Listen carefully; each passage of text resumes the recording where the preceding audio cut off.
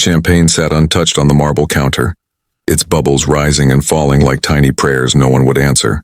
Marcus Chen stood at the floor-to-ceiling windows of his penthouse, watching the city below erupt in celebration as midnight approached, and felt nothing. Absolutely nothing. The man who had everything, the corner office on the 63rd floor, the luxury cars, the magazine covers declaring him the youngest self-made billionaire in tech, was completely, devastatingly, alone. And in that moment, surrounded by opulence that could feed 1,000 families, he realized that success had cost him the only thing money couldn't buy, his humanity. If you believe that sometimes the universe sends us exactly what we need when we need it most, and that one moment of kindness can change everything, please hit that like button, leave a comment sharing a time.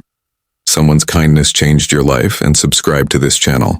Your support means the world, and it helps us bring you more stories that touch the heart and remind us what truly matters. The knock came at 11:57, so soft Marcus almost missed it beneath the distant roar of fireworks. He hadn't been expecting anyone. His assistant had gone home to her family 3 days ago. His friends, if he could even call them that anymore, were at exclusive parties in the Hamptons or Aspen. His parents had stopped calling after he'd missed his father's funeral last year because of a board meeting he couldn't reschedule, or wouldn't reschedule. The truth had become blurry over the years, lost somewhere between ambition and obsession. When he opened the door, he found a young woman standing in the hallway, her waitress uniform wrinkled and stained, her eyes red from crying, clutching a small sleeping child against her chest. She looked startled to see him, as if she'd knocked on the wrong door in a building where every door was the wrong door for someone like her. Her name was Elena, and the story spilled out of her in broken, exhausted fragments as Marcus stood there, too stunned to do anything but listen. She'd been working double shifts at a diner 6 blocks away, trying to save enough for a security deposit on an apartment. Her daughter, Sophia, was 4 years old and had spent the last 3 months sleeping in the back office of the diner after the owner. Mrs. Chen, a kind woman with no relation to Marcus despite sharing his surname, had taken pity on them, but tonight, New Year's Eve, the diner had closed early, and Mrs. Chen had gone to her son's house upstate. Elena had nowhere to go. The shelter was full. The churches were locked. She'd been wandering the streets for hours, her daughter growing heavier in her arms. When she'd seen the name on the building directory in the lobby, Chen, it was a desperate, foolish hope. But she'd thought perhaps the building super, perhaps someone who might share a connection with the woman who'd shown her kindness might help. She'd taken the service elevator up, following the only name she recognized, and somehow ended up on the penthouse floor. Marcus should have called building security. He should have directed her to a hotel, handed her some cash, and sent her away. That's what the old Marcus, the Marcus from even 6 hours ago, would have done. But something in Elena's eyes, something in the way the little girl stirred against her mother's shoulder, cracked open a part of him he'd thought had fossilized years ago. Instead, he stepped aside and invited them in. The contrast was almost obscene. This woman and child, smelling of grease and winter streets, standing in a penthouse that cost more per month than most people earned in a year. Elena hesitated, clearly uncomfortable, but exhaustion and desperation won out. She stepped inside, and Marcus felt something shift in the universe, as if the trajectory of his entire life had just been altered by this single, unexpected moment.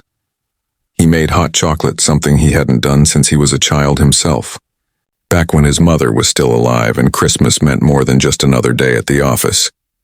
He found blankets, pillows, and old stuffed animal from a charity gift bag he'd never donated. Elena told him her story as Sophia slept on the couch, wrapped in a cashmere throw worth more than everything Elena owned. She'd been a nursing student before Sophia's father left, before medical bills from a difficult pregnancy destroyed her savings, before the eviction and the descent into a life lived moment to moment, paycheck to paycheck, always one disaster away from complete collapse. She spoke without self-pity, just stating facts the way one might describe the weather. This was her reality. This was how millions of people lived, invisible to men like Marcus who floated above it all in penthouses and private jets.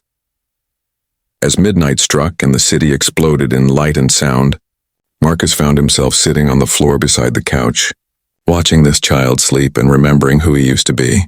He'd grown up poor, the son of immigrants who'd worked themselves to death so he could have opportunities they never had. His father had been a janitor in this very building, Mopping these same marble floors Marcus now walked across in $1,000 shoes.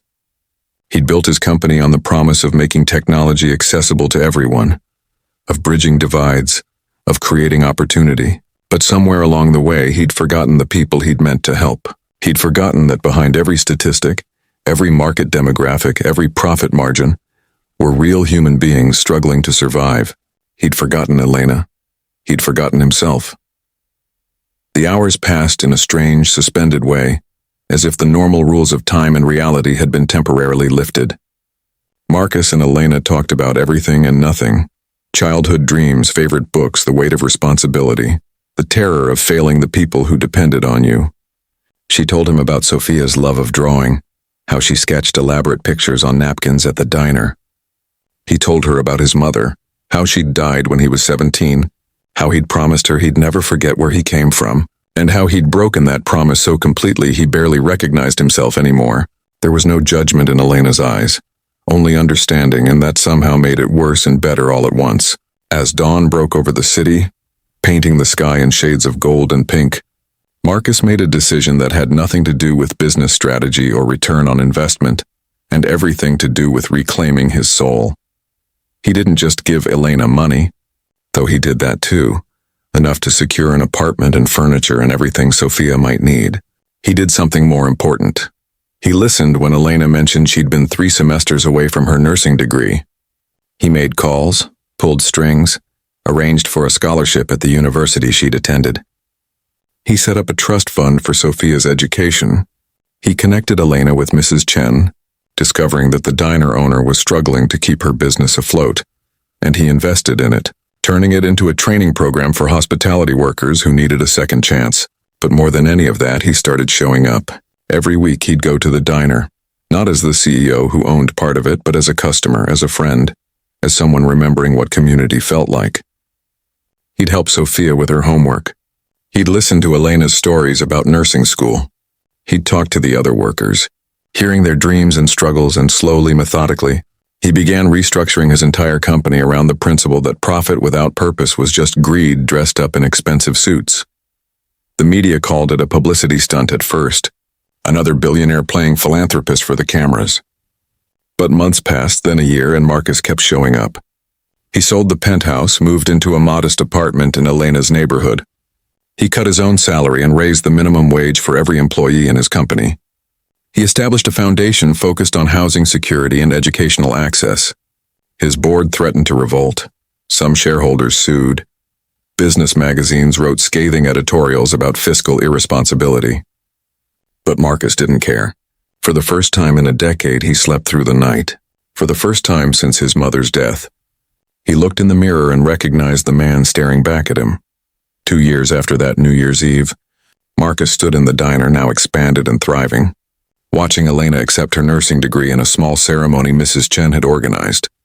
Sophia, now 6, sat beside him, showing him her latest drawing, a picture of 3 people holding hands beneath a starry sky. She told him it was her family, her mom, herself, and Marcus. He felt tears burning in his eyes, and he didn't try to hide them. This, he realized, was success. Not the billions in the bank or the accolades or the power. This, being part of something bigger than himself, being someone a child considered family, being a man his mother would have been proud of. The knock on his door that night had saved him, though he suspected Elena would never fully understand that. She thought he'd rescued her, but the truth was exactly the opposite. As the celebration continued around him, Marcus thought about that lonely man in the penthouse, and he felt grateful for the gift of that desperate knock, for the courage it took for Elena to ask for help, for the chance to become someone worth being. Success, he'd learned, wasn't about what you accumulated. It was about what you gave away, who you lifted up, and whether you could sleep at night knowing you'd left the world a little better than you found it. And for the first time in his adult life, Marcus Chen could honestly say he was successful. If this story touched your heart, please don't keep it to yourself. Share it with someone who needs to be reminded that we all have the power to change lives, including our own. Subscribe to this channel for more stories that inspire us to be better, to do better, and to remember that our shared humanity is the greatest gift we have. Your likes and comments help these stories reach more people who need to hear them. Thank you for being part of this community.